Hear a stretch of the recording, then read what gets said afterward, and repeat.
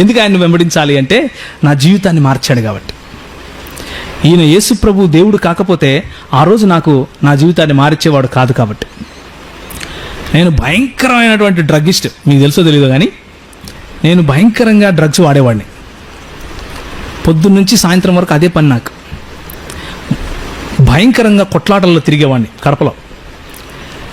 ఎంతసేపు కత్తులు, బాంబులు, అవి రివాల్వర్లు, వాడిని కొట్టాలి, వీడిని కొట్టాలి, అక్కడ కొట్టాలి, ఇక్కడ పోవాలి, ఆ మర్డర్ కేసు, ఇది కేసు, ఇది నా బతుకు. ఇట్లే ఉండేవాడిని.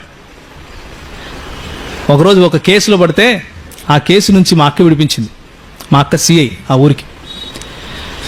మా అక్క విడిపిస్తే కొన్ని రోజుల తర్వాత కడప విడిచిపెట్టి వచ్చేసినాను హైదరాబాద్కి. హైదరాబాద్ విడిచిపెట్టి వచ్చేసిన తర్వాత ఇట్లనే ఒక మీటింగ్లో ఒక ఆయన తెల్లబొచ్చేసుకుని దేవుని వాక్యం చెప్తూ దేవుడు లోకమునకు వెలుగై ఉన్నాడు అన్నాడు. ఓ సూపర్, నో ప్రాబ్లం అన్నాను. నాకేం ప్రాబ్లం, ఇక్కడేమో అందరు గిటార్ కొట్టి పాటలు పాడుతున్నారు, నాకు గిటార్ ఇష్టము, అందుకని కూర్చున్నాను. ఆ మరుసటి రోజు వెళ్తే ఆయన అన్నాడు, నీవు లోకమునకు వెలుగై ఉన్నావు అన్నాడు. ఫస్ట్ ఏమో దేవుడు లోకానికి వెలుగు అన్నాడు, తర్వాత యేసు లోకానికి వెలుగు అన్నాడు, ఇప్పుడేమో నువ్వు లోకానికి వెలుగు అంటున్నాడు. మన చేతిలో వెలుగు ఉంటుంది, నేను వెలుగు గాడమైంది. అవును కదా, ఇలా కుదరదు అన్నాను. ఆ వాక్యం నన్ను పట్టుకుంది. యేసు వెలుగు కాకపోతే, చీకటిని ఛేదించే వెలుగు కాకపోతే నా జీవితంలో వెలుగు వచ్చేది కాదు. యేసు దేవుడు కాకపోతే నా జీవితంలో వెలుగు వచ్చేది కాదు. యేసు ఆ వెలుగును సృష్టించినటువంటి దేవుడు కాకపోతే నా జీవితంలోకి వెలుగు వచ్చేది కాదు. యేసు దేవుడు కాదు, చిన్న దేవుడు అని ఈరోజు నువ్వు చెప్తే నేను ఈ బైబిల్ విడిచిపెట్టి పోవడం బెటర్. అందుకనే ఒకే కులం అన్నాను, సేవకులం. ఈ యేసు దేవత్వాన్ని నిరూపించుకుంటూ పోవడమే నా పని. ఒకరోజు ఇట్లే హైదరాబాద్లో ఒక చిన్న పుస్తకాలు కొనుక్కుంటున్నాను. పుస్తకాలు కొనుక్కుంటుంటే ఒక ఆయన గడ్డం పెట్టుకొని టోపీ పెట్టుకొని వచ్చాడు.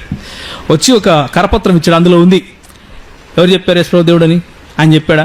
బైబిల్ ఉందా? బైబిల్ అంతా చెడిపోయింది, మీ వాళ్ళంతా అబద్ధం చెప్తున్నారు, టక్ టక్ టక్ టక్ టక్ చెప్తున్నాడు. నాకేం అర్థం కావట్లేదు. ఇట్లా కొట్టేస్తున్నాడు.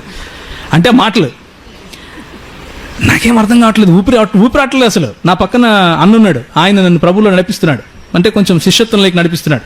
ఆయన వైపు చూస్తున్నా ఏమైనా చెప్తాడు అని. ఆయన అంతా విని మళ్ళీ మాట్లాడుతూ నీతో అన్నాడు. ఓ అమ్మో, ఇదేంది ఇది? అన్ని మాటలు ఆడనేసి వెళ్ళిపోతుంటే మళ్ళీ మాట్లాడుతానంటాడేంటినా? నాకు చెప్పాడు, పట్టించుకోకని వాళ్ళు అట్లే మాట్లాడుతుంటారు. వాళ్ళు అట్లే మాట్లాడటం ఏంటన్నా?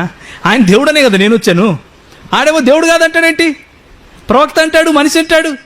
దేవుడు కాకపోతే నేను రావడం ఎందుకు? మళ్ళీ మాట్లాడడం ఏంటి? ఇప్పుడే మాట్లాడు, లేకపోతే నా వెలిగిపోతుంది. ఆ రోజు నిర్ణయించుకున్నాను యేసు ప్రభువుని గురించి చదవాలి అని, యేసు ప్రభువుని గురించి సంపూర్ణ అధ్యయనం చేయాలి అని.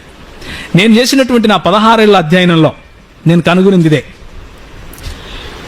బైబిల్లో ఏ లేఖనము కూడా దేవుని యేసు ప్రభు యొక్క దేవత్వానికి వ్యతిరేకంగా లేదు. బైబిల్లో ఉన్నటువంటి ఏ లేఖనము కూడా ఆయనను దేవుడిగా కాకుండా నిరూపించడానికి వీలు లేదు కూడా. అలాంటిది సృష్టించాలనుకున్నా కానీ, సృష్టించాలనుకున్న వాళ్ళు సృష్టించారు కానీ నిలబడలేకపోయారు. దేవుని వాక్యంలో ఉన్నటువంటి శక్తి అది. ఆయన దేవుడు, మహాదేవుడు.